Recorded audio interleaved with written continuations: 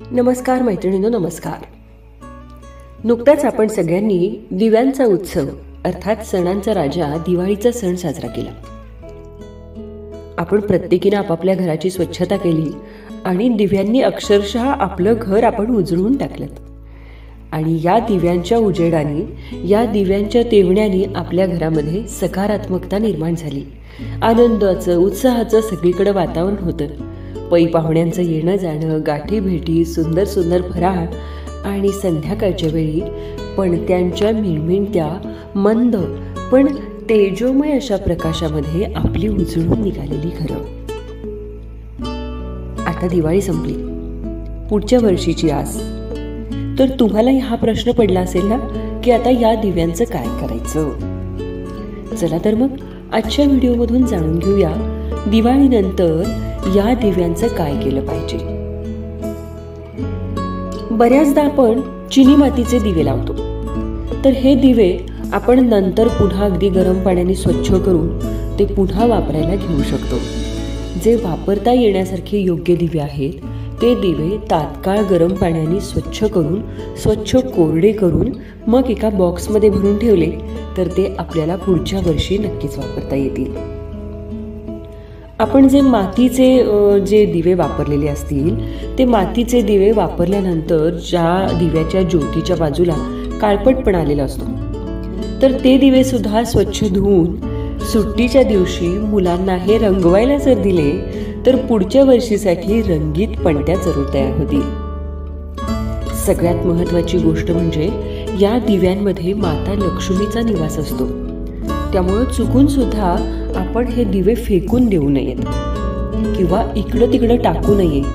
असं करणं आपल्या धर्मानुसार अतिशय अशुभ मानलं जातं असं माझ्या ऐकण्यात आलेलं आहे. तर आपण जेव्हा मंदिरात जाऊ तेव्हा मंदिरात जाताना हे दिवे घेऊन जावं आणि तिथं अवश्य देवापुढं दिवा लावावा. तुळशीपुढं दिवे लावण्यासाठी असे दिवे वापरावेत.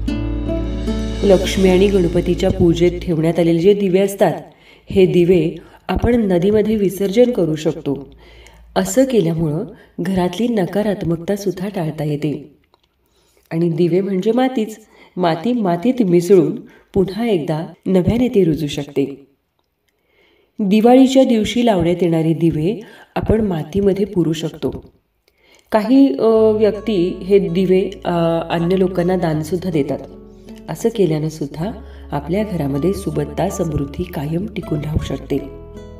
जर आपल्या घराजवळ नदी किंवा तलाव नसेल तर दिवे अशा ठिकाणी ठेवा की जिथं कुणी पाहू शकणार नाही आणि ते दिवे उंचावरून पडून फुटणार नाहीत. नकळत काय होतं, दिवे जर फुटले तर आपल्या मनात एक नकारात्मकतेची, शंकेची पाल चुकचुकते.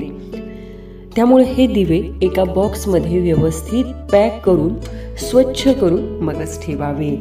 आणि असं केल्यामुळं पुढच्या वर्षीची जेव्हा आपण दिवे खरेदी करू तेव्हा पुढच्या वर्षीची खरेदी करण्यापूर्वी या वर्षीचं साहित्य आधी आपण खाली काढावं.